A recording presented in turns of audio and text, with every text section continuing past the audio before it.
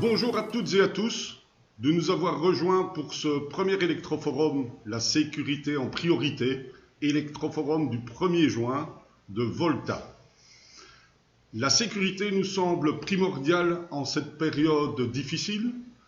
La première des choses est de vous expliquer le fonctionnement de cet électroforum.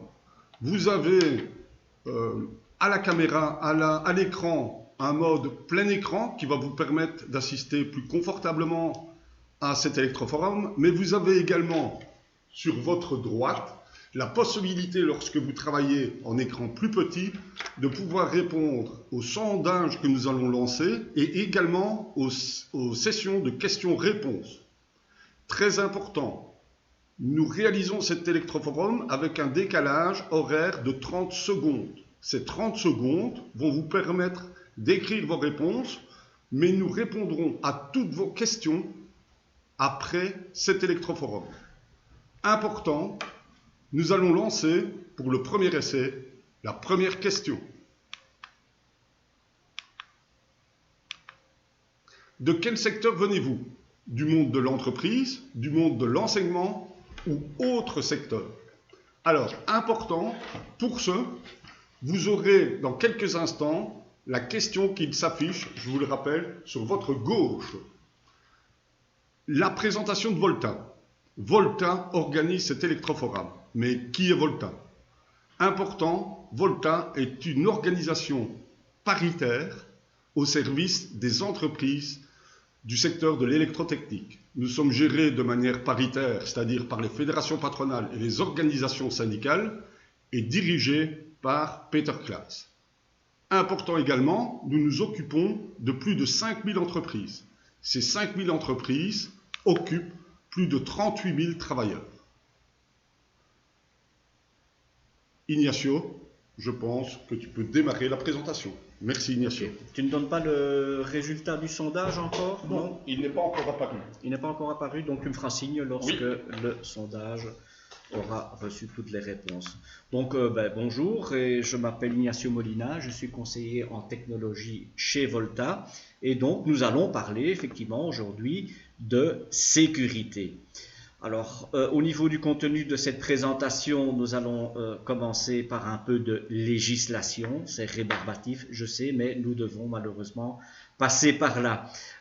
Quelques notions de prévention également, ainsi que des notions d'analyse de risque. Vous entendrez souvent parler d'analyse de risque dans cette présentation. Suivi du LMRA, du Last Minute Risk Analyse, et des EPI, donc des équipements de protection individuelle.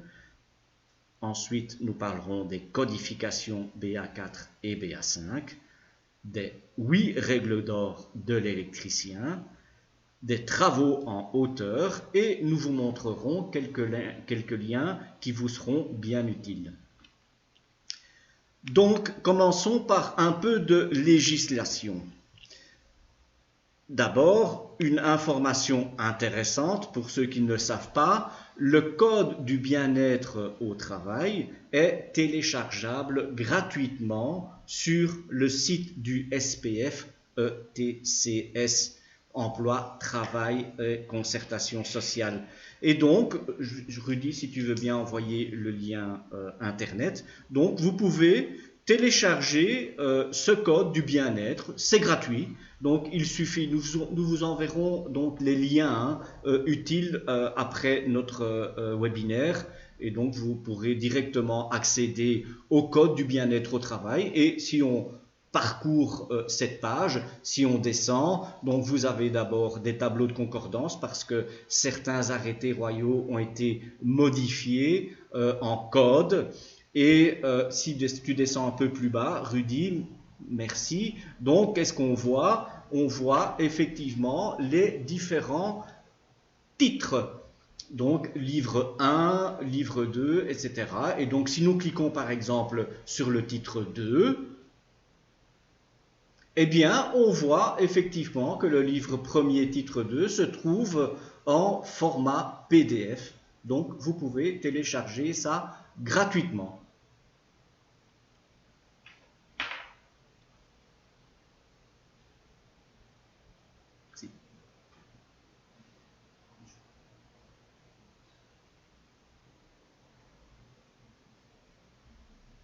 Merci Rudy. Et donc, première information importante évidemment, c'est que le code du bien-être au travail est d'application aux employeurs et aux travailleurs, ainsi qu'aux personnes qui y sont assimilées. Et ça, nous allons le voir dans la présentation. Et donc, ce code du bien-être est d'application aux travailleurs, donc c'est-à-dire qui sont les travailleurs? Ce sont les personnes qui sont sous contrat de travail, les personnes qui suivent une formation professionnelle, qui prévoit une forme de travail qui est effectuée ou non dans l'établissement de formation, des personnes qui sont liées par un contrat d'apprentissage, des stagiaires, des étudiants qui, dans le cadre de leur étude, prévoient une forme de travail qui est effectuée dans l'établissement d'enseignement. Qui sont les employeurs? Eh bien, c'est tout simplement les personnes qui occupent, les personnes qui sont visées au numéro 1, c'est-à-dire aux travailleurs. Alors que dit cette loi du bien-être au travail? Elle dit en fait qu'il faut éviter les risques, les évaluer, les combattre, les limiter autant que possible, et limiter notamment les risques compte tenu de l'état de l'évolution de la technique, limiter les risques de lésions graves,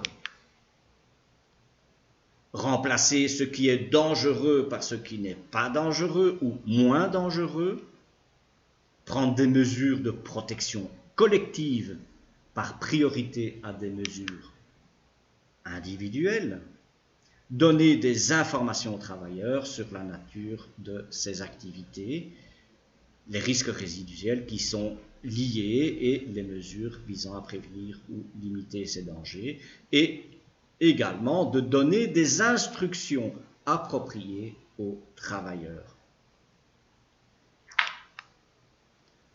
Et donc, que dit le code sur le bien-être au travail? Eh bien, ce code parle de système dynamique de gestion des risques. Ça veut dire quoi?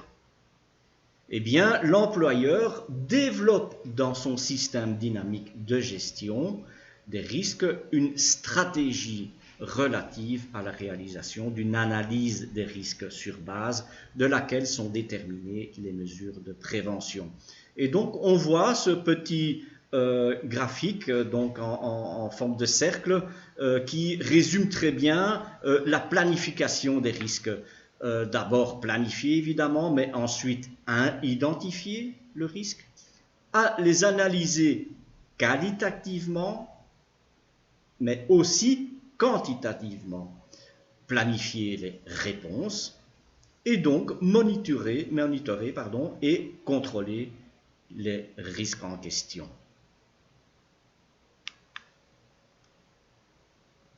Et donc, que dit le code du bien-être au travail concernant les installations électriques et les électriciens? Eh bien, nous voyons ça dans le livre 3, titre 2, concernant les installations électriques, et le chapitre 3, qui parle des prescriptions minimales relatives à la réalisation de l'installation électrique. Et ceci est applicable à toutes les installations.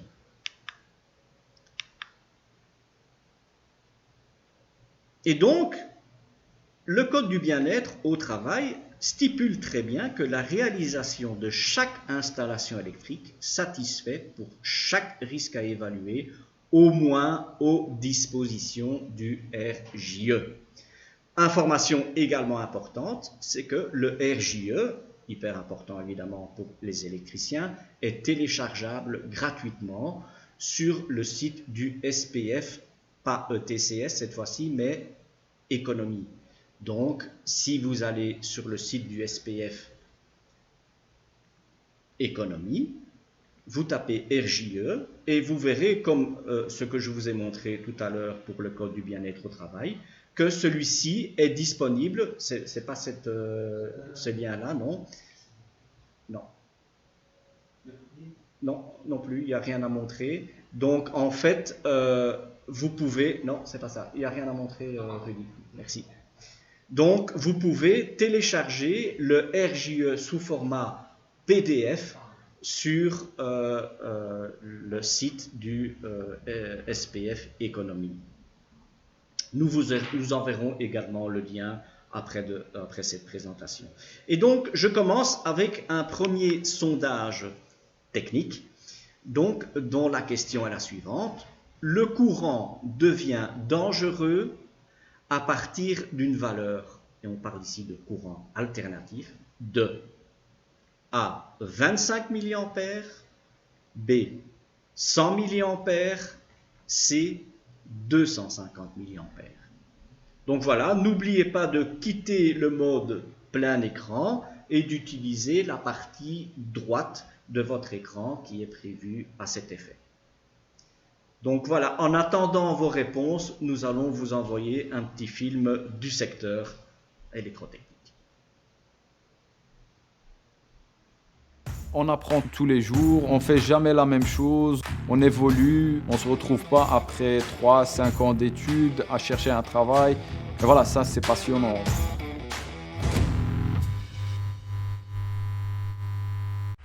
On apprend tous les jours, on ne fait jamais la même chose, on évolue, on ne se retrouve pas après 3-5 ans d'études à chercher un travail. Et voilà, ça c'est passionnant.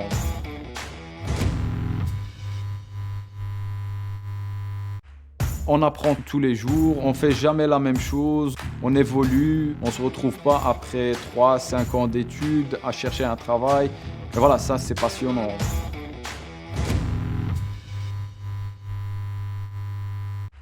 On apprend tous les jours, on ne fait jamais la même chose, on évolue, on ne se retrouve pas après 3-5 ans d'études à chercher un travail. Et voilà, ça c'est passionnant.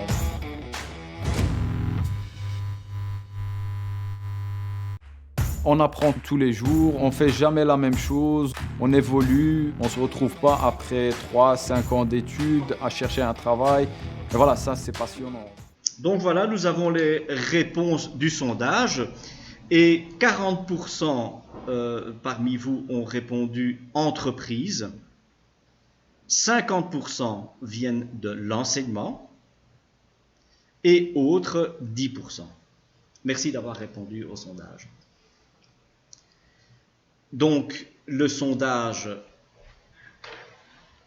numéro 2, quant à la réponse, donc Pierre me montre les réponses, et donc 72% ont répondu 25 mA, 15% a répondu 100 mA et 12% a répondu 250 mA. Et la réponse est... c'est 25 mA. Donc effectivement, déjà à 25 mA, le courant devient dangereux. Je parle bien de courant alternatif. En courant continu, le courant est entre guillemets un peu moins dangereux puisqu'on parle d'un seuil de 60 mA. Et donc un courant de choc dangereux peut traverser le corps humain si les conditions suivantes sont remplies. 1. Le corps humain sert d'élément conducteur dans un circuit fermé. B. Donc, les parties actives du matériel électrique et les masses ou les éléments conducteurs étrangers se trouvent à des potentiels différents. Et donc, la troisième condition, c'est que l'intensité du courant est suffisamment élevée pour effectivement créer des dégâts dans le corps humain. Mais ce qu'on ne voit pas ici dans ce graphique, c'est la notion du temps. Et donc, la notion du temps, en fait, apparaît dans ce qu'on appelle la tension limite conventionnelle relative. Et donc, la tension limite conventionnelle relative, c'est la tension qui n'est pas considérée comme dangereuse durant un temps bien précis. Ou c'est la tension qui ne peut pas être maintenue plus longtemps que le temps déterminé par les courbes de sécurité. On voit ici des notions complémentaires, donc je disais cette notion de temps, mais également une influence externe, très importante dans ce cas-ci, c'est l'état de la peau. Et donc, nous avons ici deux états de la peau. L'état BB1 qui considère que la peau est considérée comme sèche ou légèrement humide par la sueur, et l'état de la peau BB2 qui considère que l'état de la peau est mouillé. Et on voit qu'il y a une différence de temps entre ces deux états, tout simplement parce qu'en BB1, le corps, on considère que le corps a une résistance au courant considérée comme étant de plus ou moins 2000 ampères. Par contre, si la peau est mouillée, effectivement, elle est réduite de moitié et donc sa résistance n'est plus que de 1000 ohms. Et donc, j'avais dit 2000 ampères, pardon, c'est 2000 ohms. Et donc, il y a également un troisième état qu'on ne voit pas ici, c'est le BB3, c'est vraiment lorsque le corps est vraiment dans l'eau, totalement dans l'eau, tel que par exemple dans une piscine, dans une baignoire, etc. Et donc, on voit déjà une différence entre le BB1 et le BB2. Donc, en état BB1, peau sèche, il faut, pour une tension, par exemple, de 230 volts alternatif, que le courant se coupe en déant les 0,2 secondes pour ne pas créer de dégâts dans le corps. Et en état BB2, c'est-à-dire si notre peau est mouillée, eh bien ce temps passe de 0,2 à 0,05 secondes, ce qui est très court. Donc ici, c'est une information très importante, évidemment, pour les fabricants de systèmes de protection, tels que les disjoncteurs, les différentiels, etc. Mais donc, outre le danger lié au passage du courant, donc c'est-à-dire ce qu'on appelle un courant de choc électrique au travers du corps humain, il y a également d'autres dangers. Et ceux-ci sont liés, par exemple, à des brûlures consécutives à un arc électrique, des dangers qui sont liés à de grandes forces dynamiques produites par un arc, par exemple, des lésions qui peuvent être aussi auditives suite à une détonation, des dégâts aux appareils, des projections de pièces mal fixées. Et donc, en ce qui concerne l'évaluation des risques électriques, ceci est à effectuer donc, dans toutes les installations électriques par l'employeur qui est détenteur de cette installation. Et que doit-il faire? Eh bien, il doit déceler et évaluer au minimum les risques suivants. Il y en a pas mal. Donc, il y a les chocs électriques, qu'ils soient directs ou indirects. Tout risque de surintensité, de surchauffe, d'arc électrique, de matériel qui n'est pas sûr, donc de défectuosité éventuelle, des risques également pour la santé, par exemple en présence d'amiante, des sectionnements qui sont effectués d'une manière sûre et fiable lors des travaux d'installation. Également, il doit prévoir des panneaux d'avertissement, d'interdiction et d'information requis, des dimensions appropriées à l'endroit approprié. Et donc, il faut, en résumant, tenir compte des domaines de tension. Est-ce qu'on travaille en haute tension, en basse tension? En très basse tension, c'est beaucoup moins grave, évidemment. Également, le système de liaison de mise à la terre. Est-ce qu'on travaille en TT, comme c'est souvent le cas en domestique, ou en IT, ou TN, TNS, TNCS, etc. Donc, au niveau des protections, elles ne sont pas effectuées de la même manière. Des influences externes, évidemment, puisque si vous travaillez près d'une piscine ou dans un sauna, ce n'est pas la même chose que si vous travaillez à l'extérieur ou dans un frigo. Les influences externes sont également importantes et il faut en tenir compte, etc. Donc vous voyez sur votre écran les différentes évaluations pour lesquelles il faut tenir compte. Et donc pour les jeunes, qu'en est-il pour les jeunes en ce qui concerne le code du bien-être au travail? Eh bien, vous trouverez la réponse dans le livre 10. Et donc, Rudy va vous montrer le lien sur Internet. Donc, à quoi ça ressemble? Rudy, si tu peux nous montrer cela. Merci. Et donc, effectivement, on retourne vers le site du SPF Emploi, Travail et Concertation Sociale et on voit effectivement toutes les informations concernant les jeunes au travail. Vous pouvez effectivement télécharger toutes ces informations sur ce site.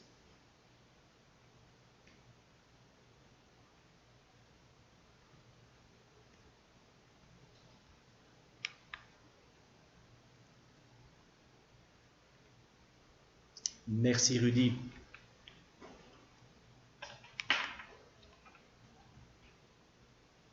Donc, code du bien-être au travail, concernant les jeunes, la réponse se trouve, effectivement, les informations plutôt se trouvent dans le livre 10.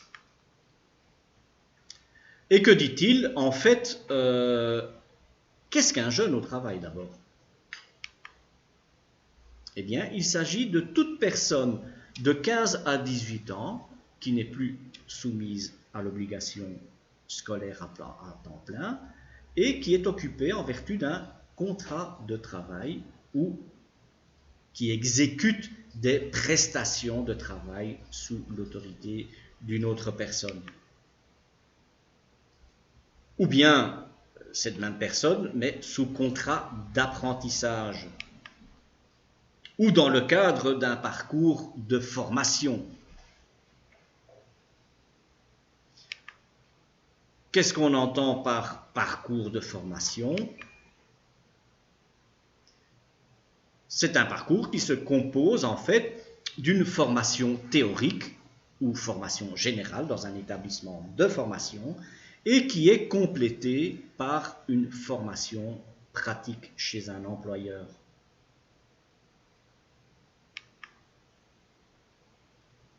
Et donc, l'employeur doit effectuer une analyse des risques existants pour les jeunes qui sont liés à leur travail afin d'évaluer tout risque éventuel. En fait, il faut tenir compte qu'un jeune n'a pas la maturité d'un adulte et qui n'est pas toujours conscient de l'existence des risques.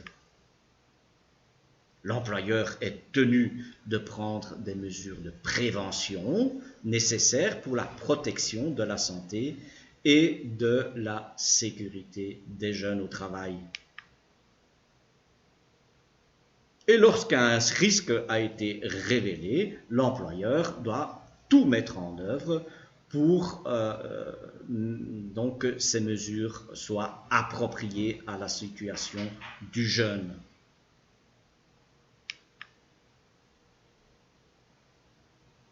L'employeur effectue l'analyse des risques en collaboration avec le ou les conseillers en prévention des services de prévention et de protection du travail. Et les résultats sont consignés dans une sorte de dossier et l'employeur est tenu d'informer les jeunes au travail des risques éventuels et de toutes les mesures qui sont prises en ce qui concerne leur santé et leur sécurité. Par contre, il y a des interdictions concernant les jeunes. D'abord, il est interdit d'occuper les jeunes au travail à des travaux considérés comme dangereux, tels que ceux qui vont objectivement au-delà des capacités physiques ou psychologiques du jeune.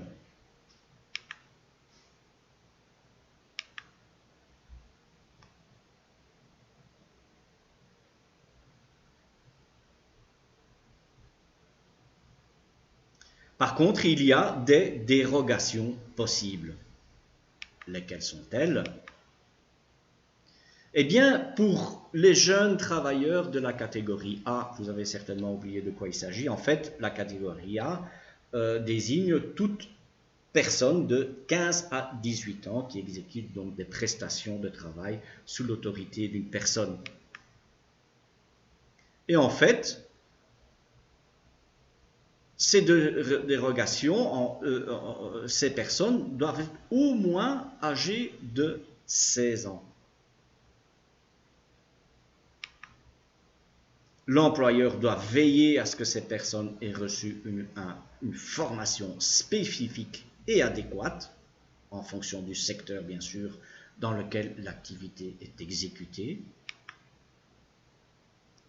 Et l'employeur doit s'assurer que les mesures de prévention sont effectives et contrôlées par un membre, soit de la ligne hiérarchique ou par lui-même. Et surtout, information importante, ces activités doivent se dérouler en présence d'un travailleur expérimenté.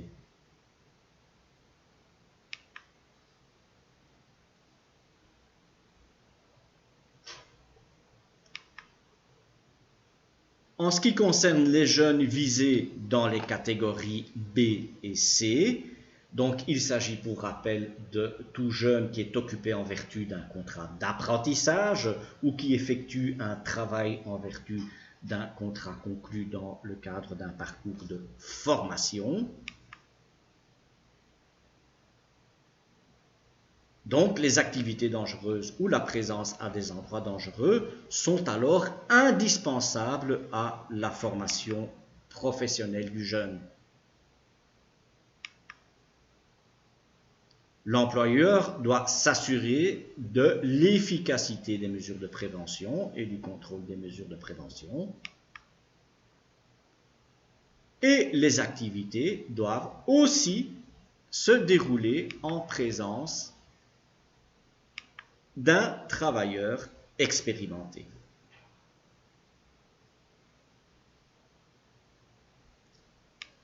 Quelques notions de prévention.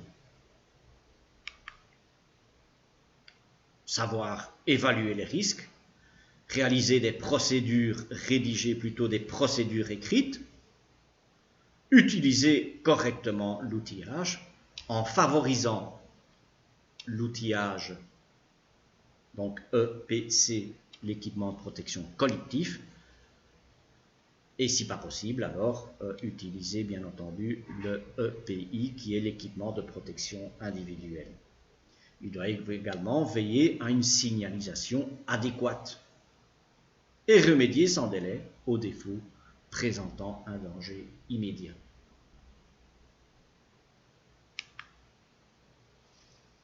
Quelles sont les responsabilités de l'employeur? Il doit faire en sorte que son personnel soit compétent. Ça veut dire quoi? Qu'il soit qualifié pour la tâche à exécuter, qu'il y ait un accompagnement pour les nouveaux travailleurs, c'est-à-dire ce qu'on appelle un coaching. Et il doit mettre en place une politique de sécurité en formant son personnel.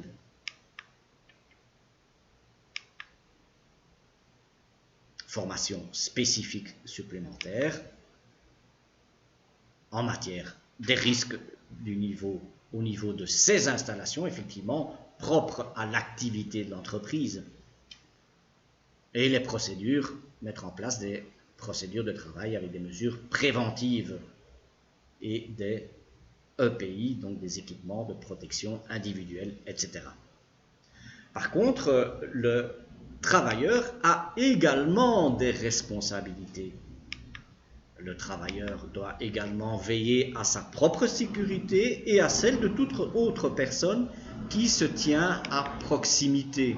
Il doit utiliser correctement les outils et les machines.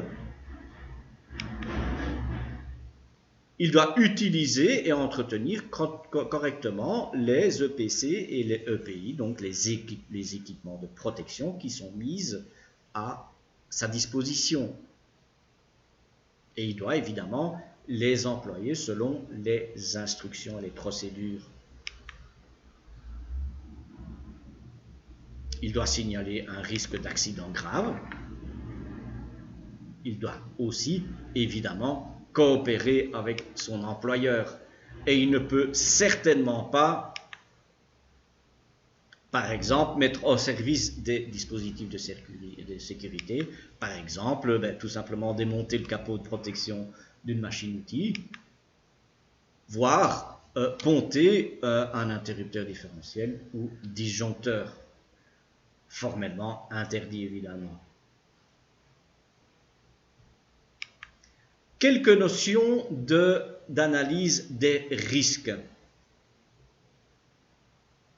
Celles-ci sont à réaliser par l'employeur. Et donc, on voit ici un schéma assez parlant quant à la démarche à suivre. Celui-ci doit préparer la démarche, évidemment, d'évaluation des risques. Il doit recenser les activités et les tâches, les identifier les risques, les classer par ordre, et ça je vous montrerai dans les slides suivants comment procéder. Il existe effectivement des techniques pour, je dirais, évaluer les différents niveaux de risque, déterminer les mesures de prévention, réaliser un plan d'action et évidemment s'assurer de son suivi. Et donc, on propose d'évaluer les risques via ce qu'on appelle un système de cotation. Et vous avez ici un exemple de système de cotation que l'on appelle le IRI, l'indice de risque, qui est égal, selon la formule que vous voyez devant vous, est égal à la gravité fois la fréquence. Et donc, on voit ici un tableau de calcul qui met sur la partie gauche, on voit les 4 niveaux de gravité allant du niveau le plus bas en vert avec un point vers le niveau de gravité le plus élevé, c'est-à-dire le décès ou des suites extrêmement graves à l'accident qui a une cote de 9. Mais également, on tient compte de la fréquence. Donc, si c'est une gravité relativement faible et que la fréquence est relativement faible, eh bien, on reste sur 1 et normalement, il ne doit pas y avoir de procédure spécifique à faire. Par contre, à contrario, si la gravité est G4, par exemple, un électricien qui effectue des mesures sur une installation sous tension et que cette mesure doit être effectuée régulièrement, alors effectivement on arrive très vite à la cotation numéro avec 16 points et donc là le risque est évidemment considéré comme très important. Je vais vous montrer le même graphique en entrant un peu plus dans les détails. Donc c'est le même graphique, hein. Et qu'est-ce qu'on voit? Effectivement, on revoit la cotation numéro 1 en haut à gauche, en vert. Donc, il s'agit, le G1, gravité G1, il s'agit de dommages mineurs, c'est-à-dire des petites lésions superficielles ou inconfort. Prenons l'exemple, une poussière dans l'œil. Donc là, effectivement, si, par exemple, un installateur doit travailler près d'un système un gros système de ventilation, ça peut arriver qu'on ait régulièrement des poussières dans l'œil. Si cela arrive avec une petite fréquence d'exposition, c'est-à-dire on considère de 1 à 7 jours par an, disons que le risque est considéré comme mineur. Par contre, si cela arrive déjà fréquemment, c'est-à-dire au-delà de 120 jours par an, eh bien là, on considère déjà que le risque est considéré comme étant secondaire et donc des mesures de prévention sont souhaitables et un réexamen de la situation est nécessaire. Bien sûr, si on prend la gravité extrême, c'est-à-dire le G4 en bas avec une mort ou une invalidité permanente absolue, c'est-à-dire l'électrocution, une paralysie ou un cancer, eh bien là effectivement, et que le technicien ou le travailleur se retrouve régulièrement devant ce risque, effectivement, là il y a la cotation numéro de 16 points qui veut dire en fait tout simplement que le risque est très important et que des mesures de prévention doivent être appliquées immédiatement. Alors nous allons passer maintenant à un sondage. C'est une question relativement facile, si vous avez fait attention, j'en ai parlé lors de ma présentation, mon premier slide, donc le LMRA. Que veut dire le LMRA? A. Les malins restent alertés. B. La machine reste active. C. Last minute risk analyse. Donc voilà, je vous propose d'utiliser la partie droite de votre écran et nous allons voir votre réponse.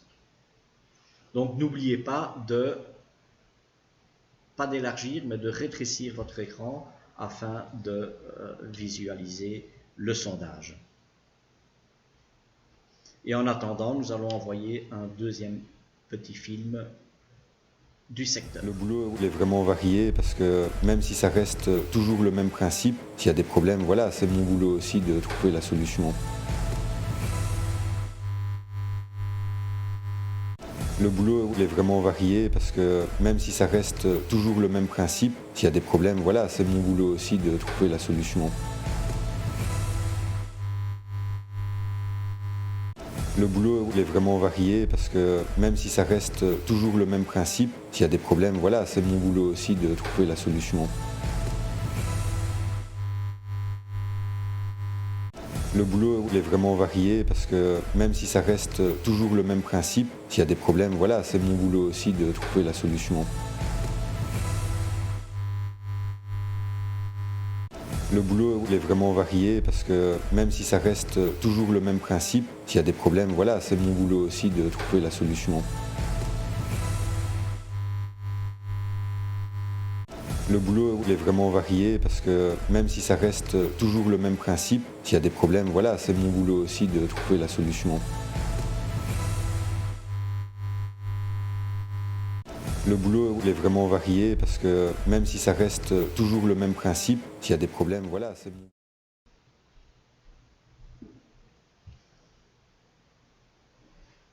Donc voilà, les réponses, vous avez bien sûr tous répondu, 100% a répondu le C, évidemment, c'est Last Minute Risk Analyse.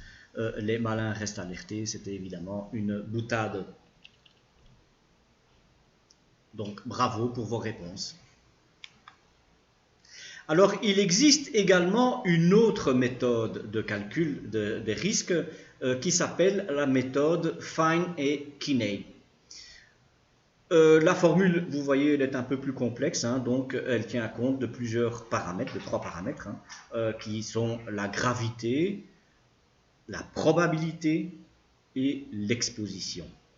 Et donc, en fonction du résultat, si on obtient une cote qui dépasse les 20 points, eh bien, le niveau de risque est considéré comme préoccupant. Et des mesures de prévention doivent être immédiatement appliquées. Et à l'opposé, donc, si vous avez une réponse qui est inférieure à 2, le niveau des risques est considéré comme étant faible et donc les mesures de prévention déjà en place semblent suffisantes. Et je vais vous donner un exemple, évidemment. Et donc, on voit ici des cotes qui sont données en fonction de la gravité. Par exemple, si vous avez la gravité est considérée comme un désastre et que tous les utilisateurs décèdent, eh bien, la gravité a une cote de 100.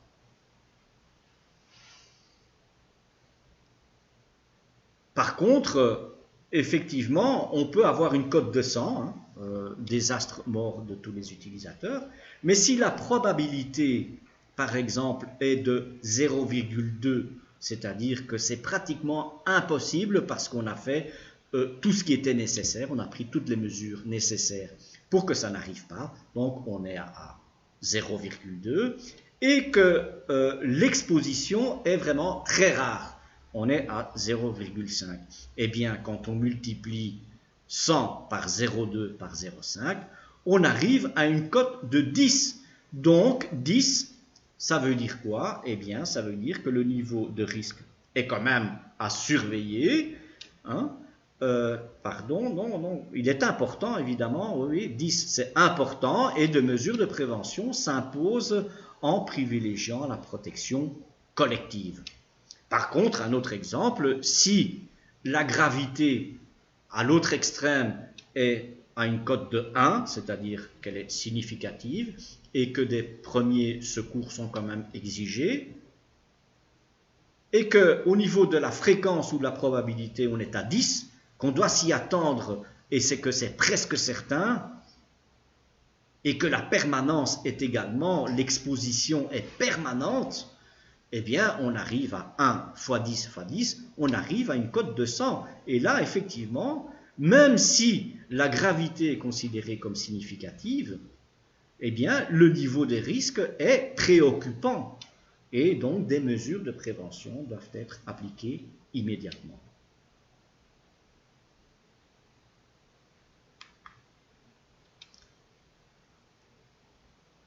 LMRA. Nous allons commencer par un exemple. Je suis sur une route secondaire et j'arrive et je vais m'engager sur une voie plus importante, une grande route. Il y a un stop. Qu'est-ce que je fais? Je regarde à gauche et je regarde à droite pour être certain qu'il n'y a aucun véhicule qui passe. Et puis je m'engage sur la route en question. Eh bien, en fait, ce que j'ai fait, sans m'en rendre compte, c'est un LMRA. C'est un Last Minute Risk Analysis. Et donc, ça veut dire quoi? Eh bien, il s'agit d'une courte évaluation générale des risques qui est réalisée par la personne qui doit effectuer la tâche.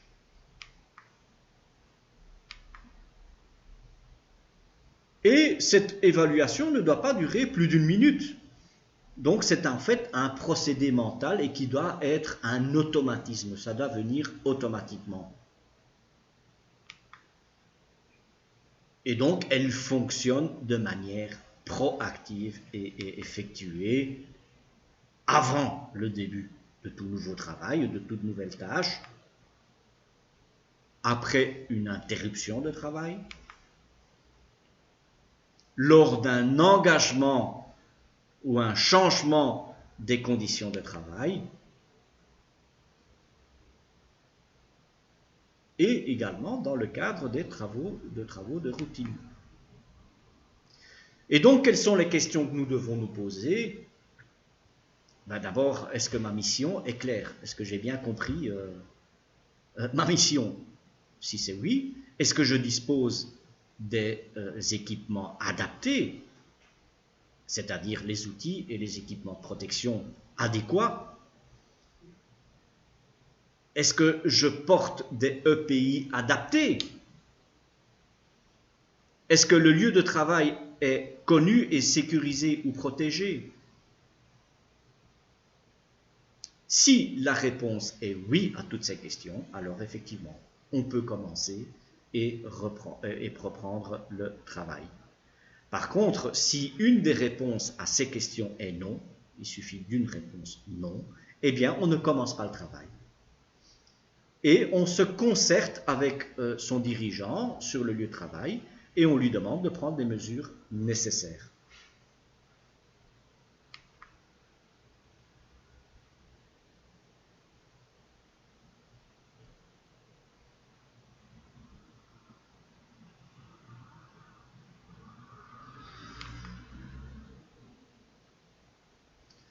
Alors, quels sont les EPI pour des travaux électriques? Alors, pour rappel, la réponse, les détails sont donnés dans le RJE, dans le chapitre 9.3, qui concerne les travaux aux installations électriques, et notamment dans la sous-section 9.3.4.3, qui concerne les travaux sous tension. Pour rappel, vous pouvez télécharger gratuitement le RJE sur le site du SPF. Alors j'hésite. C'est le SPF, je le dirai 100 fois, j'ai un trou.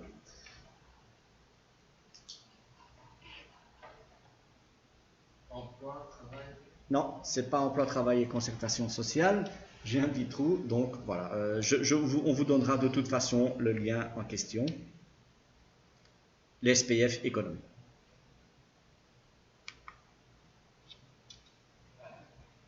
Et donc, quels sont les EPI pour les travaux électriques?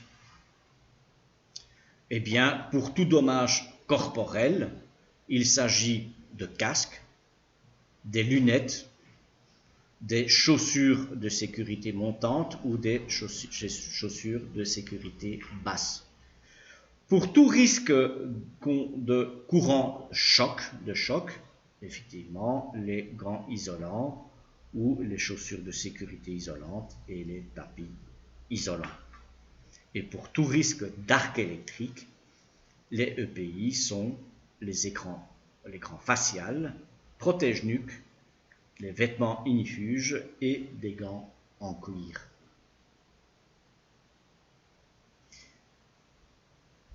Et donc le RJE mentionne que tous les équipements de protection collective ou individuelle, ainsi que tous les moyens de travail, vêtements de travail adaptés, etc., doivent être appropriés pour cette application.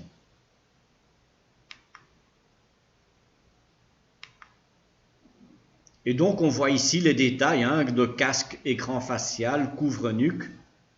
Et l'écran facial doit être effectivement en polycarbonate. Et donc c'est une protection du visage contre les projections de métal en fusion. Les lunettes ne sont pas suffisantes pour protéger le visage. Le couvre-nuque également. Il s'agit d'une protection contre la flamme qui peut s'enrouler autour du cou en cas de haute tension. Des vêtements inifuges, et il existe des normes pour cela. Notamment la CEI 61-482-2. Les gants isolants, également, ceux-ci sont classifiés selon la norme EN 60903. Et ceux-ci sont différents en fonction des différentes tensions avec lesquelles on travaille.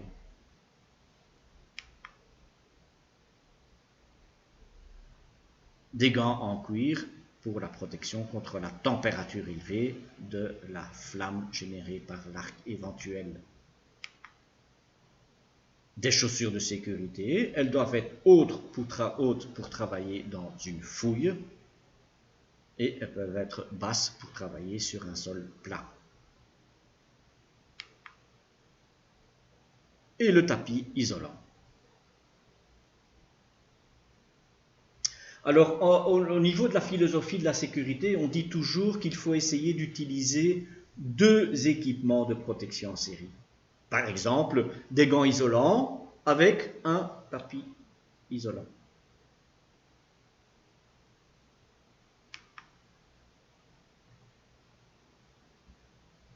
Alors, lorsqu'on travaille sous tension,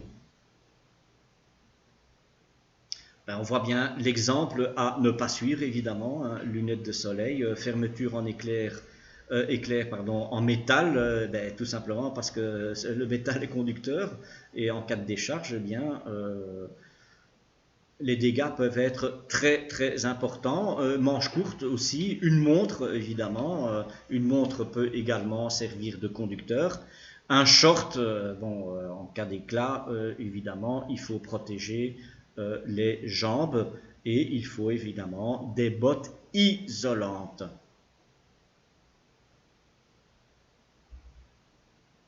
Et donc on vous rappelle que le port de lunettes de sécurité n'est pas suffisant. Il faut absolument un écran facial pour tout travail sous tension.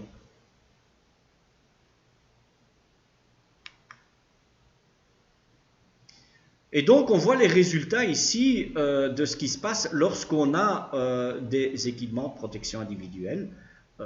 Ici, par exemple, on voit que si on porte des gants, ben, on a déjà une résistance de l'ordre de 90 000 ohms, 99 000 ohms. Ici, effectivement, on voit que la résistance du corps humain est considérée comme étant de 1000 ohms. Je vous avais parlé de 2000 ohms, mais bon, il suffit que la personne soit en pleine transpiration. Et effectivement, ben, ceci peut devenir 1000 ohms, hein, en été par exemple. Et également, le port de chaussures de sécurité vous apporte également une isolation assez importante, puisqu'on parle ici de 130 000 ohms. Donc ce qui fait un total de 230 kilo-ohms. Si on applique la loi d'Ohm, I est égal à U sur R, eh bien le courant à ce moment-là, si on porte ces équipements de protection individuelle, mais le courant ne sera que de 1 mA, et donc vous risquez peu de dégâts. Par contre, si vous n'avez pas de protection individuelle, eh bien, on considère votre résistance du corps humain comme étant de 1000 ohms, même 2000 ohms. Si le corps est tout à fait sec, eh bien, on est au moins à 230 mA ou 115 mA, ce qui dépasse largement les 25 mA considérés comme étant dangereux. Également, utiliser des outils adéquats et notamment qui suivent les normes qui assurent une isolation de 1000 volts, notamment la NBN EN 60900. En fait, il s'agit d'une norme qui définit les travaux sous tension et donc qui définit les outils à main pour un usage jusqu'à 1000 volts en alternatif. En continu, c'est un peu plus haut, on parle de 1500 volts continu. BA4, BA5. Et donc là, nous allons commencer avec un sondage avant d'aborder cette partie-là. Et la question est la suivante. Attribuer la bonne codification BA4 ou BA5. Vous avez 4 possibilités. BA5, est-ce une personne considérée comme étant qualifiée? BA5 ou avertie? Et BA4, personne avertie ou personne qualifiée. Donc voilà, n'hésitez pas à utiliser la partie, comme on vous a expliqué en début de présentation, prévue à cet effet. Et donc nous attendons vos réponses.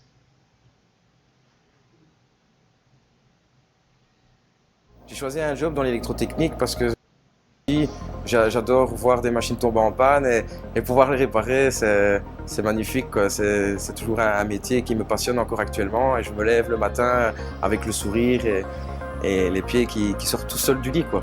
Pourquoi choisir ce métier? Tout simplement parce que c'est un métier où on se diversifie, où on ne fait jamais rien à répétition, ce n'est jamais la même chose, on apprend, on collabore, on évolue, écouter c'est entendre, voir aussi. Donc je dirais que la diversité, la monotonie n'est pas d'actualité dans notre métier. Je suis un électricien très heureux.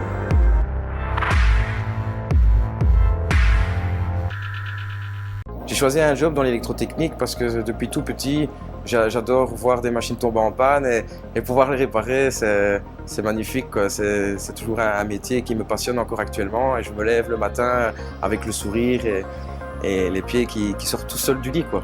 Pourquoi choisir ce métier? Tout simplement parce que c'est un métier où on se diversifie, où on ne fait jamais rien à répétition, ce n'est jamais la même chose, on apprend, on collabore, on évolue, écouter c'est entendre, voir aussi.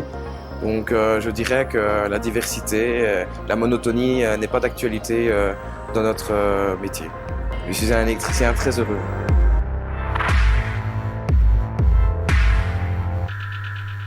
J'ai choisi un job dans l'électrotechnique parce que depuis tout petit, j'adore voir des machines tomber en panne et pouvoir... Eh bien voilà, nous avons le résultat du sondage. Et donc, eh bien, vous n'avez pas répondu à l'unanimité. Hein. Donc, 65% a répondu A. Donc, BA5 est une personne qualifiée. Mais il y a quand même 10% qui a répondu personne avertie. Et BA4 personne avertie, il y a 23% qui a répondu la réponse C. Et donc 0% a répondu BA4 personne qualifiée.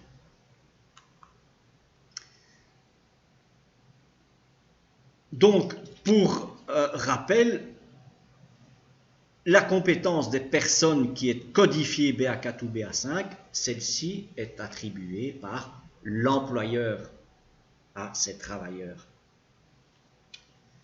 Et donc, une personne avertie, c'est une personne considérée comme BA4. Et donc, ce sont des personnes qui sont soit suffisamment informées des risques liés à l'électricité pour les travaux qui leur sont confiés, soit elles sont surveillées de façon permanente par une personne qualifiée, c'est-à-dire par un BA5, pendant les travaux qui leur sont confiés.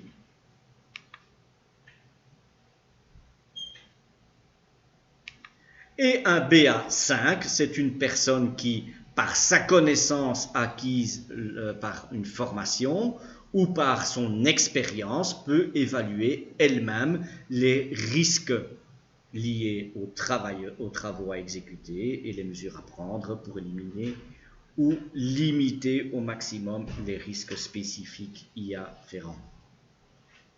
Et donc, on a un petit tableau ici qui récapitule en fait les responsabilités de chacun, BA4 ou BA5.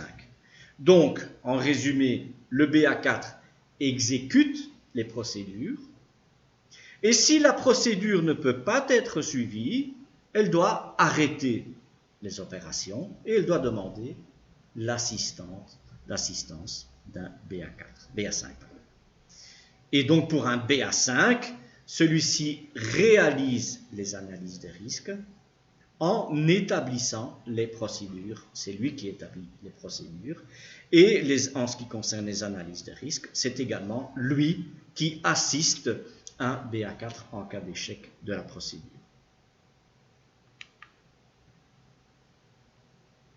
Donc, quelles sont les conditions d'attribution de la codification, BA4 ou BA5? Donc, pour rappel, celle-ci est attribuée par l'employeur, et l'employeur doit effectivement se baser sur la formation, la connaissance ou l'expérience du travailleur en question. Le type d'installation dans laquelle il va travailler, est-ce qu'il va travailler en haute tension ou en basse tension? Parce que si cette personne peut être super bien qualifiée en basse tension mais n'a aucune expérience en haute tension, on va effectivement pas le mettre dans une haute tension pour lesquelles les consignes sont tout à fait différentes.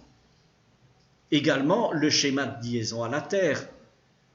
Si cette personne a l'habitude de travailler avec des schémas TT, comme c'est le cas pour du résidentiel ou du domestique, effectivement, le mettre sur une installation non domestique avec des schémas qui sont différents, hein, des schémas TNC, TNS, etc.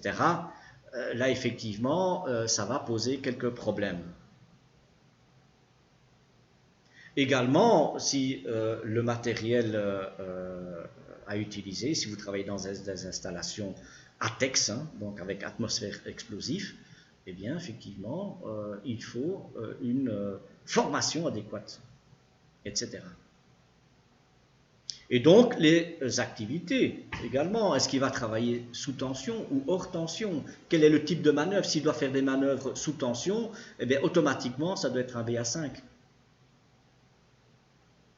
s'il travaille à l'entretien, s'il travaille à l'inspection de contrôle, etc. Donc, cette appréciation doit être traçable par l'employeur. Et donc, voici un exemple d'attestation BA4, BA5. Le nom du travailleur, bien entendu, sa fonction, son département éventuel, et donc le patron, donc le responsable de l'entreprise, va lui attribuer la codification BA4 ou BA5. Pour rappel, nous donnons également des formations pour des BA4 et des BA5. N'hésitez pas à prendre contact avec nous si vous souhaitez une formation. Et donc ici, l'exemple qui est donné effectivement est facilement traçable. Hein. Donc chargé de l'installation haute tension, c'est automatiquement un BA5 évidemment. Chargé d'installation basse tension, dès qu'on est chargé de l'installation, c'est automatiquement un BA5. Si on est chargé des travaux et si on est chef de projet, effectivement, c'est automatiquement un BA5. Par contre, un exécutant, c'est un BA4. Et donc, le patron donc, de l'entreprise doit attribuer cette compétence avec une date limite, si possible, sauf si vous restez chaque fois dans le même style d'installation. Effectivement, vous pouvez mettre une date butoir un peu plus longue. Ceci n'est qu'un exemple, effectivement. Ce n'est pas une démarche obligatoire à suivre comme exemple d'attestation. Et donc voilà, ceci ne sont que quelques exemples donc, de travaux aux installations électriques. Et donc, quelles sont les questions que l'on doit se poser? Eh bien, par exemple, des travaux d'ordre électrique. Est-ce oui ou non? Si c'est non, et que vous n'êtes pas à proximité d'installations électriques dans un local électrique, eh bien effectivement, il n'y a pas d'habilitation qui est requise. Si ce sont des travaux d'ordre électrique, si la réponse est oui, si ces travaux sont limités, par exemple comme des remplacements de fusibles, réarmer un disjoncteur, faire un câblage réseau, eh bien un BA4 est suffisant.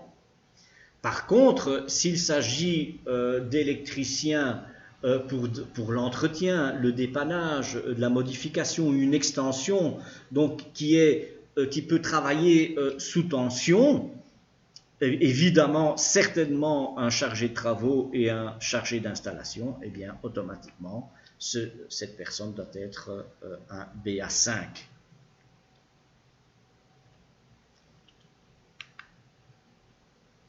Et donc, nous voilà arrivés aux 8 règles d'or. Vous les connaissez certainement, mais je vais vous les rappeler.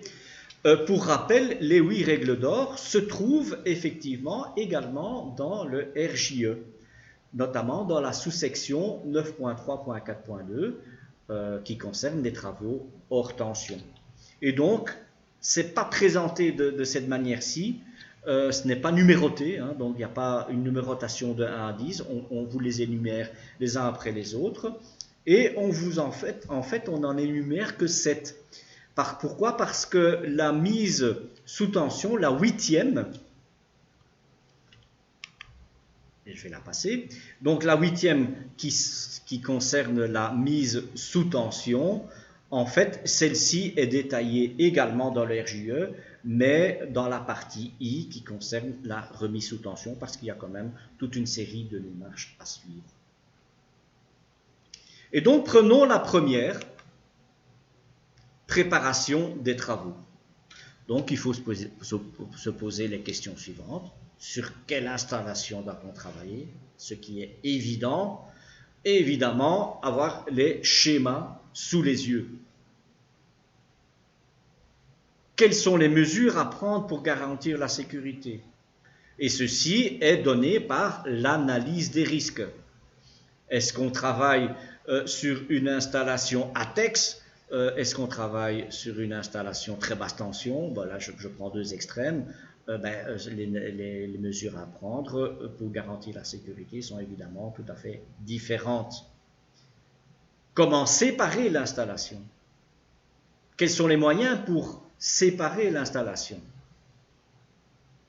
Et donc, en fait, la mise à disposition de l'installation doit se faire par écrit. Ceci évite les malentendus, les accidents, pour savoir qui fait quoi, surtout pour la séparation de l'installation et la remise sous tension.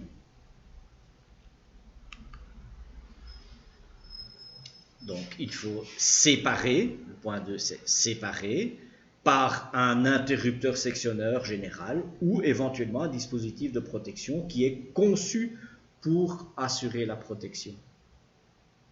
Il faut verrouiller l'installation.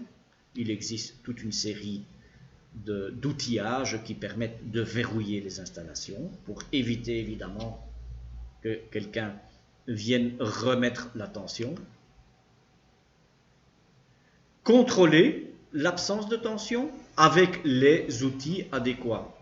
Les outils ne sont pas les mêmes si on travaille en haute tension ou en basse tension, évidemment. Mettre à la terre et en court-circuit. Alors, ceci se fait généralement pour les installations haute tension, mais également pour certaines installations basse tension.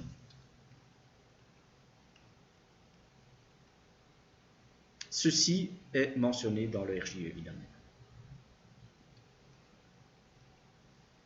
Dans la sous-section 9.3.4.2, travaux hors tension. Il faut baliser également, l'objectif étant de maintenir une distance de sécurité.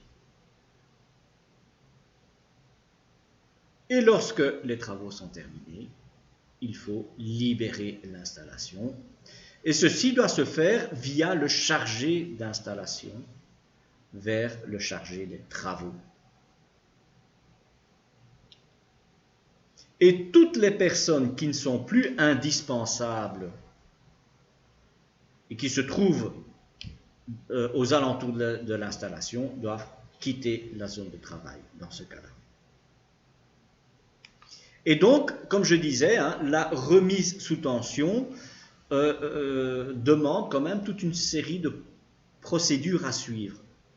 Donc, signaler la fin des travaux, préparer la remise en service, déconnecter la prise de terre, faire une mesure d'isolement pour bien s'assurer qu'il n'y a plus de tension présente, ou donc qu'il n'y a pas de présentation de tension présente, retirer le balisage, déverrouiller, on réenclenche et on remet en service.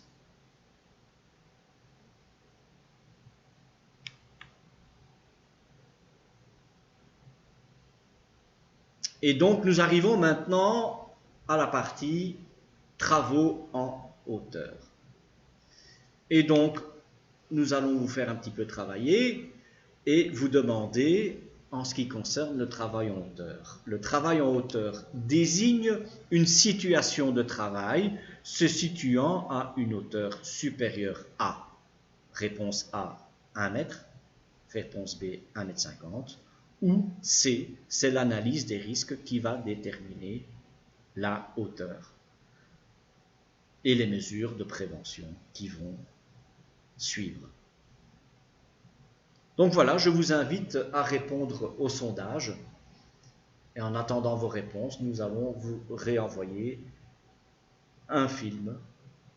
Le boulot est vraiment varié parce que même si ça reste toujours le même principe, s'il y a des problèmes, voilà, c'est mon boulot aussi de trouver la solution.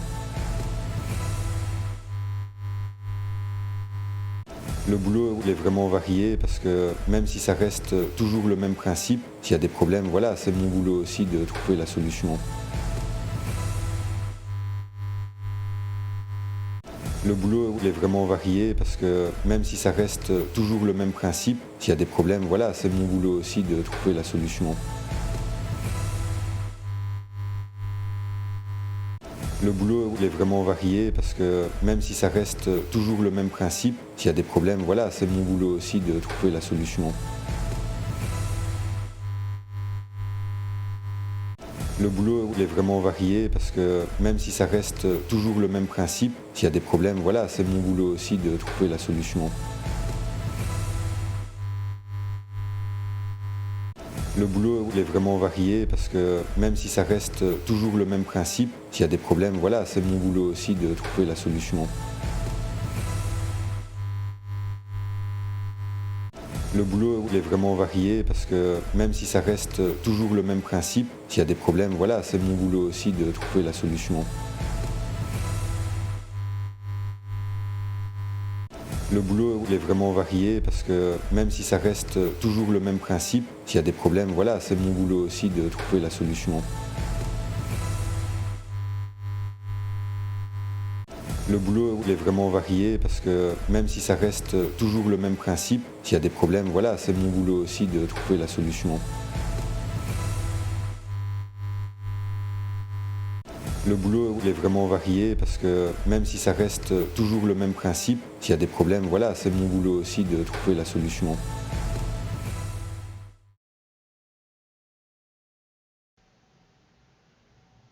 Eh bien voilà, nous avons les réponses du sondage et elles sont très très différentes. Donc ce n'était pas apparemment pas si évident que ça comme question. Donc 37% a répondu 1 mètre, 22% parmi vous a répondu 1,50 m et 40%, c'est quand même la majorité, donc a répondu l'analyse des risques. Et effectivement, c'est bien l'analyse des risques et les mesures de prévention qui vont déterminer en fonction de plusieurs facteurs, c'est-à-dire la surface est-elle appropriée, est-ce que les dimensions sont bien adaptées, est-ce que le type de matériel utilisé est bien adapté, les conditions météorologiques également sont un facteur important qui va déterminer à quelle hauteur on peut travailler. Donc, il n'y a pas de hauteur qui est mentionnée spécifiquement, mais c'est l'analyse des risques qui va déterminer celle-ci.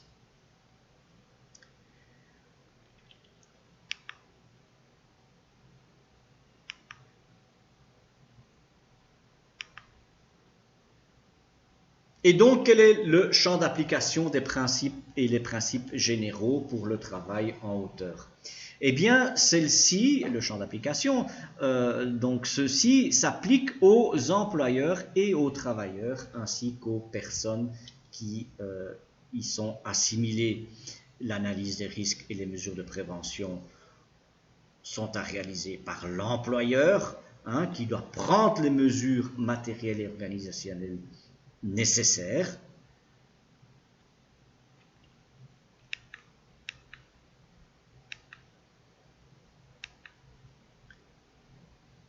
Les dimensions, les propriétés, les caractéristiques de l'équipement de travail sont adaptées à la nature des travaux à effectuer et aux contraintes prévisibles.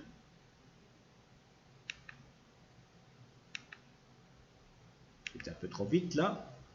L'employeur prévoit donc l'installation de dispositifs de protection pour éviter toute chute. Il donne priorité au EPC, donc aux mesures de précaution collectives par rapport aux mesures de précaution, aux équipements de précaution individuels. Donc, comme vous voyez, la réponse en fait à toutes ces questions se trouve toujours sur le site emploibelgique.be, donc bien-être au travail, équipement travail, travaux temporaires en hauteur. Et donc, il s'agit du titre 5 relatif aux équipements de travail pour les travaux temporaires en hauteur du livre 4. L'utilisation des échelles, escabeaux et marchepieds.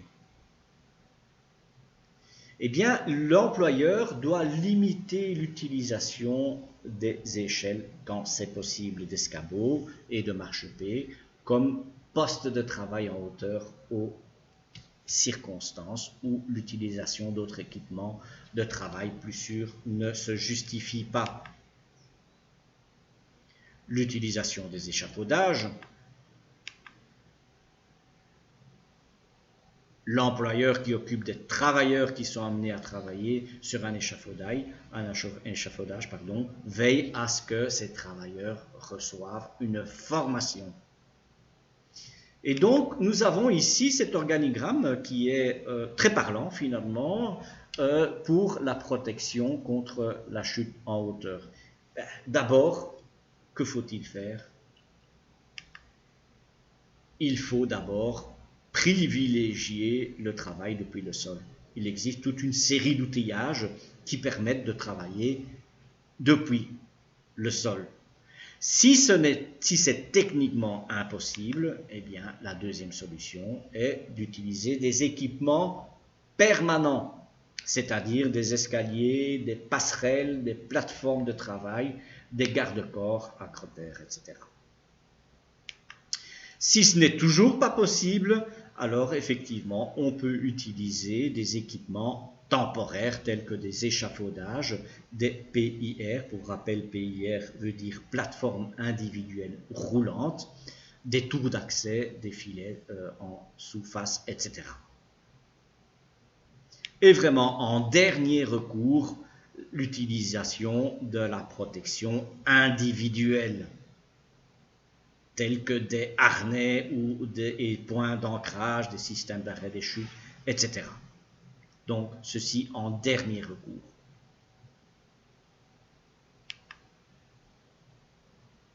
Et donc, voici ce qu'on ne peut pas faire et ce qu'on peut faire. Notamment, effectivement, il faut, si on utilise un escabeau, que celui-ci soit adapté, évidemment, au travail que l'on est en train d'effectuer. Et il faut une bonne hauteur pour travailler.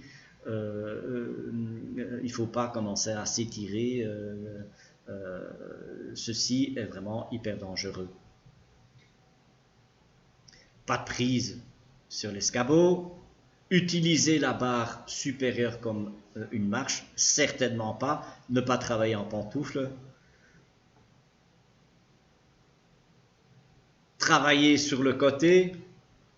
Pourquoi? Parce qu'on est tout simplement déstabilisé, etc. Et travailler également sur un sol meuble et non plat, mais c'est vraiment l'exemple à ne pas suivre. C'est assez semblable pour une échelle. Il faut évidemment travailler à la bonne hauteur, donc en utilisant une échelle adéquate, qui a une bonne prise. Les marches doivent être propres, échelle non endommagée évidemment, etc. Vous voyez tout ce qui est à faire et à ne pas faire devant vous. Vous recevrez évidemment une copie de cette présentation.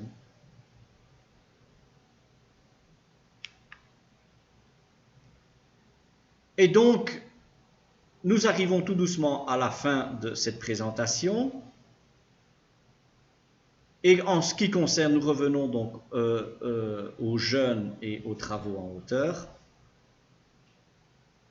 Le jeune doit évidemment avoir une formation. L'employeur qui occupe les travailleurs qui sont amenés à travailler en hauteur veille à ce que ces travailleurs reçoivent une formation adéquate.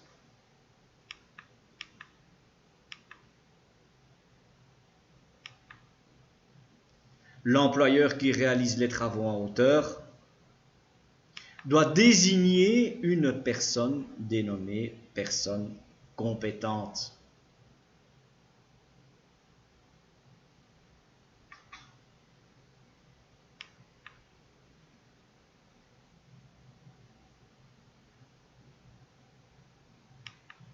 Et donc l'organisme de formation qui dispense un cours, un programme de cours spécifique concernant les travaux en hauteur, doit prévoir effectivement dans sa formation des mesures de prévention, telles que vous voyez devant vous, des mesures de sécurité et les conditions en matière de charges admissibles.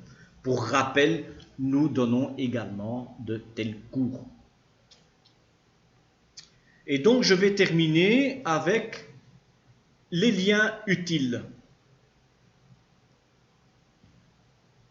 N'hésitez pas à visiter notre site web volta-org.be dans lequel vous aurez une foule d'informations. Et donc, Volta propose effectivement un large éventail de formations qui sont directement ou indirectement liées à la sécurité. Et donc, on peut donner quelques exemples. On va voir ensemble le site. Et donc, nous voyons effectivement les formations avec les liens nécessaires. Donc, si on clique sur formation, donc formation et conseil, non, plus bas, tu descends, formation, conseil, tu vois formation, voilà, hop. Et donc, on voit les différentes formations qui sont proposées. VCA, formation de sécurité de base. Comme je vous avais dit également, les formations BA4 et BA5. Formation pour l'utilisation, travail sur échafaudage roulant, élévateur, à ciseaux, etc., etc. Donc, n'hésitez pas à aller sur notre site web. Vous y trouverez certainement une formation qui vous convient. Donc, nous vous enverrons évidemment ces liens après cette présentation.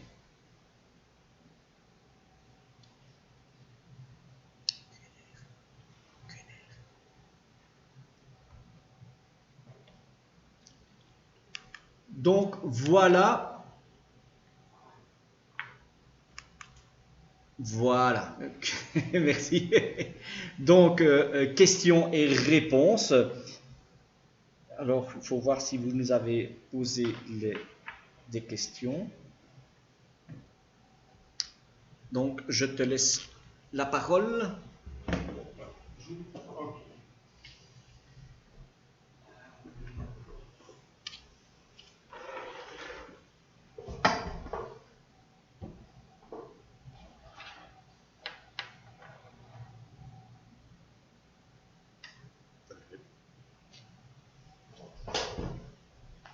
Voilà, un centrage. Un centrage efficace, merci Rudy. Alors, okay. Merci Alors, Ignacio. Une chose, on a tous les deux été vaccinés, donc ça va, il n'y a pas de souci. Il n'y a pas de souci, nous avons un plexi invisible entre nous. Non, on est vaccinés. Donc ça va. Important. Merci Ignacio, timing respecté, bravo. Nous aurons même fini quelques minutes plus tôt. Nous les utiliserons à bon escient. J'ai reçu par l'intermédiaire de mon SMS quelques questions, j'en prends deux au hasard, les plus posées.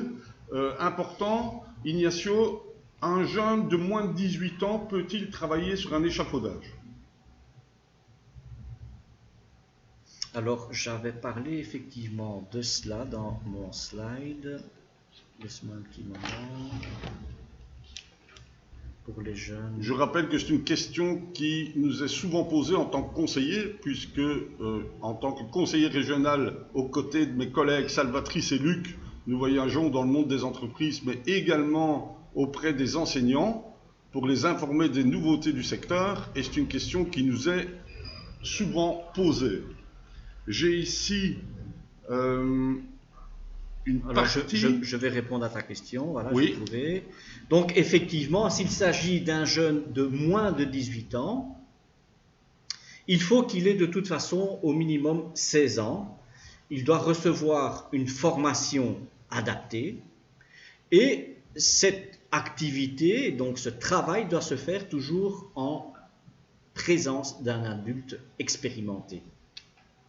Par contre, si ce travail, par exemple, l'échafaudage, donc c'est dans le cas qui nous concerne, oui. Donc si ce travail est indispensable à sa formation et ça fait partie de sa formation, eh bien, effectivement, celui-ci peut le faire entre 15 et 18 ans.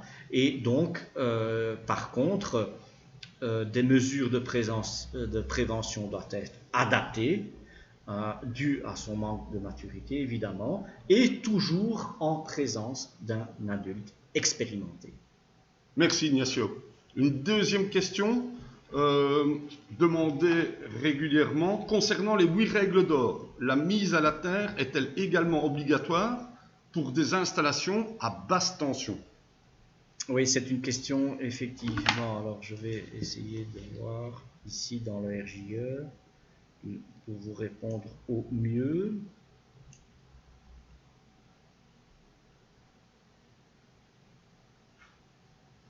La basse tension qui apparaît de plus en plus dans les installations électriques. Nous avons l'expérience auprès des installateurs. J'ai ici la partie du RJE qui reprend. Alors effectivement, donc la mise à la terre doit, donc j'ai trouvé ici dans le RJ1, il s'agit, la réponse se trouve dans la sous-section 9.3.4.2, travaux hors tension. Et donc on parle de la mise à la terre dans le point A, et donc qui dit que toutes les installations, donc décharger et mettre en court-circuit, sur la zone de travail pour toutes les installations haute tension, et certaines installations basse tension. Et donc, il demande d'aller voir plus loin dans l'alinéa, comme ça je ne dis pas de bêtises.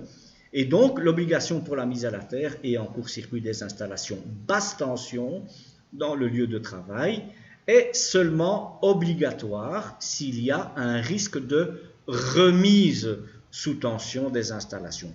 Par exemple, je lis le RJE, pardon, ligne aérienne croisée par d'autres lignes ou influencée électriquement. Ou bien des installations qui peuvent être réalimentées ou alimentées par des sources de secours. Donc par exemple des systèmes de batterie ou des alimentations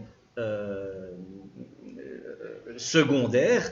Et effectivement, dans ce cas-là, c'est obligatoire. Merci Ignacio pour ces précisions.